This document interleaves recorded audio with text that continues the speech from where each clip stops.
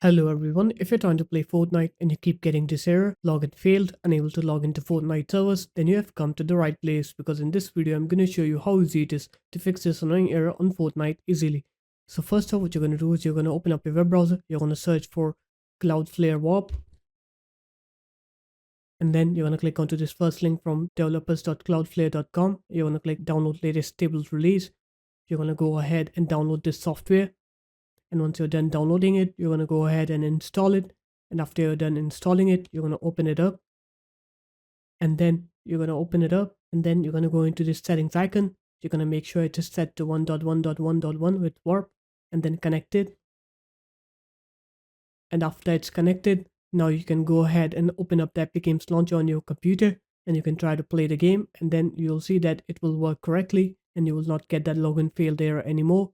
So there it is guys, that's how easy it was. If you guys found this video helpful, make sure to leave a like, comment and subscribe to the channel, and I'll see you in my next video. Peace.